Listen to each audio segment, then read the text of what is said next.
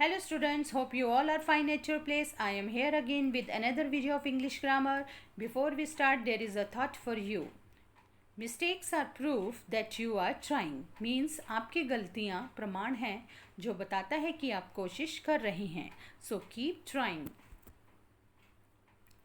Today we will study the easiest and the simplest way to learn simple present tense.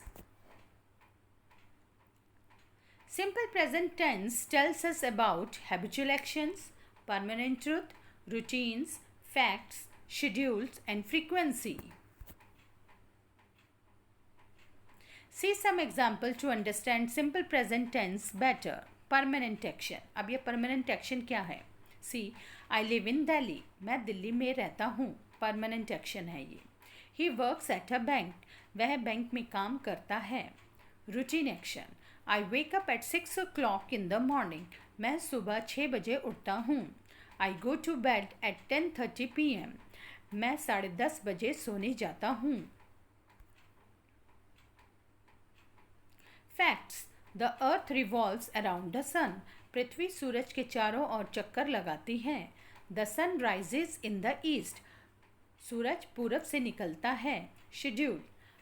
Our virtual class starts at 9 a.m. हमारी virtual class 9 बजे शुरू होती है. Frequency. I always go to school by school bus. मैं हमेशा school bus से school जाता हूँ. He always takes the bus. वह हमेशा बस लेता है.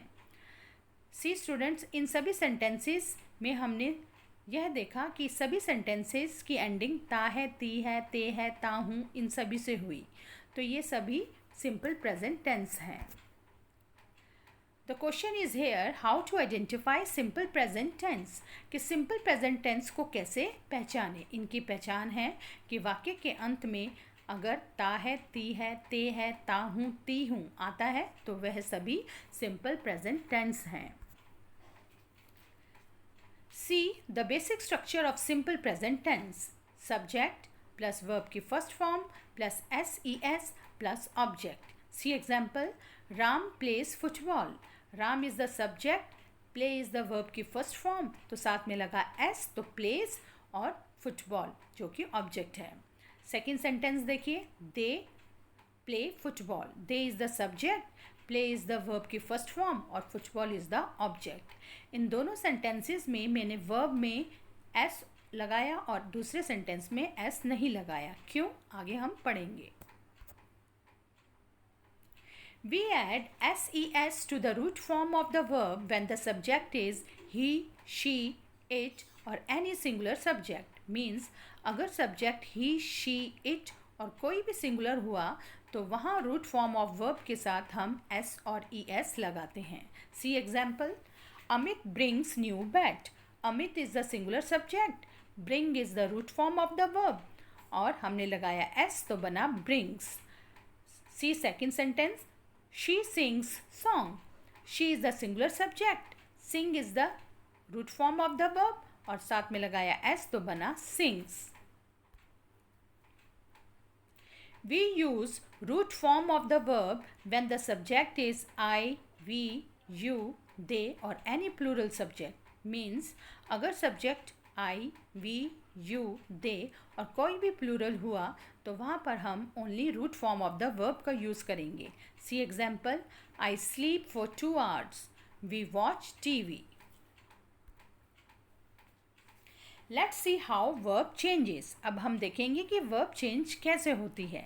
See, root form of the verb, do. अगर subject हुआ singular तो बना do का does तो बना he does. Plural subject में I do. See the second, sleep. Singular subject में बना she sleeps. वहाँ पर एस या ई एस का यूज़ हुआ और प्लूरल सब्जेक्ट में यू स्लीप. थर्ड देखिए, ट्राई. सिंगुलर सब्जेक्ट में ही ट्राइज और प्लूरल सब्जेक्ट में we try. Let's see some important points. अब वर्ब में जो चेंजेस होते हैं कैसे होते हैं और क्यों होते हैं, let's see. When verbs end in s, es, ch, sh, x, we add es. जब वर्ब की ending S, E S, C H, S H या एक्स से हो तो वहाँ पर हम ऐड कर देते हैं E S. See example, pass. Pass is the root form of the verb, and in S तो बना passes. वॉश जिसकी एंडिंग हुई SH से तो बना washes. और टीच जिसकी एंडिंग है CH से तो बना teaches. फिक्स जिसकी एंडिंग है X से तो बना fixes. When verbs end in Y and there is a consonant before Y, we use IES. जब verb की ending Y से हो लेकिन Y से ठीक पहले consonant हुआ तो वहाँ पर Y की जगह हम IES यूज़ करते हैं. See example, try. Try की ending हुई Y से लेकिन Y से ठीक पहले है consonant R तो बना tries. Same, fly का flies, carry का carries. So we can define simple present tense as simple present tense is used to show an action which takes place regularly.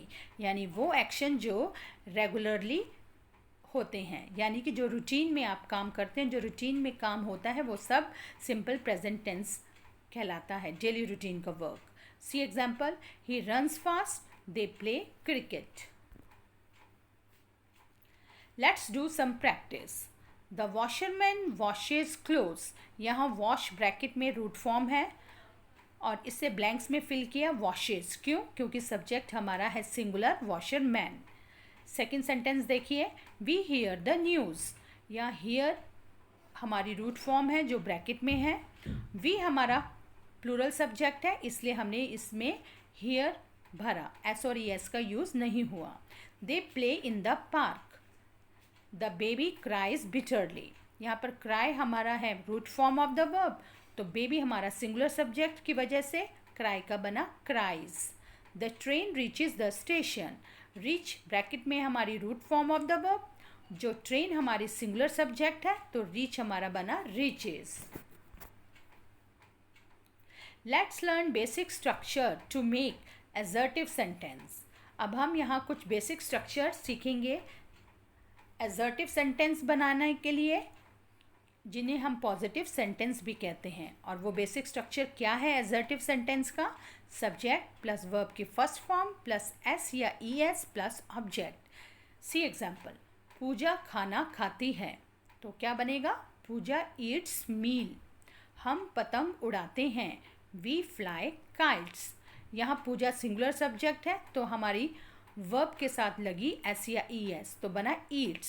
Second sentence में we plural subject है तो हमारी verb की first root form ही use होगी fly. Let's see the basic structure to make negative sentence.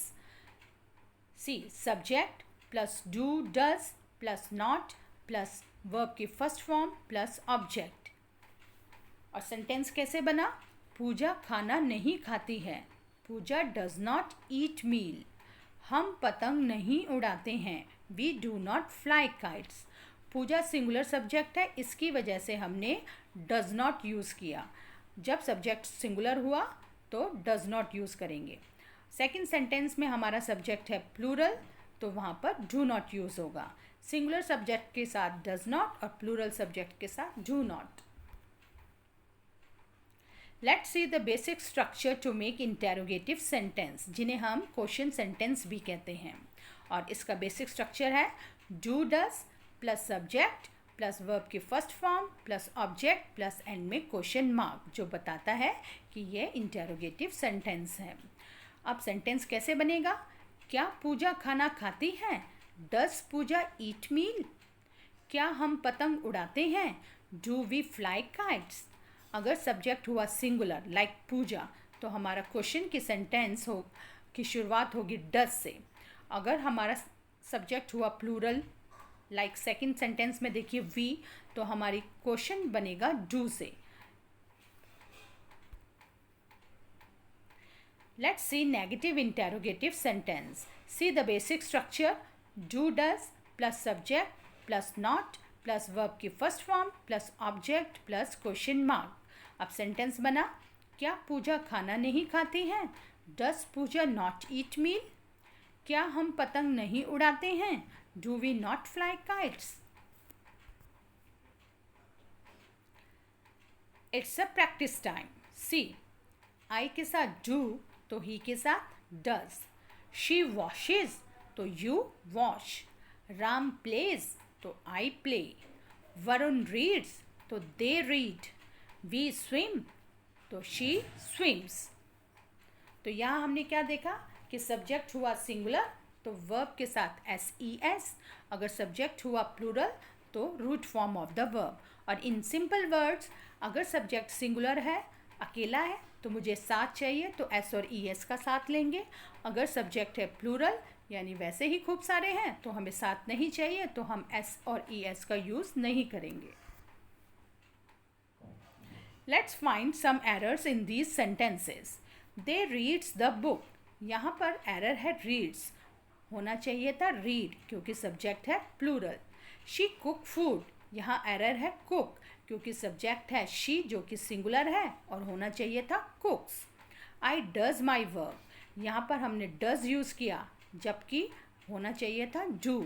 She carry her bag, यहाँ पर carry wrong है क्योंकि होना चाहिए था कैरीज क्योंकि she is the singular subject. You talks to me, या यू प्लूरल है तो होना चाहिए था टॉक और यहाँ एरर है टॉक्स, तो हमारा करेक्ट आंसर हुआ talk. Hope from these sentences the topic is clear to you. Thank you for watching this video. I will come again with some another video of English grammar. Till then, goodbye and take care.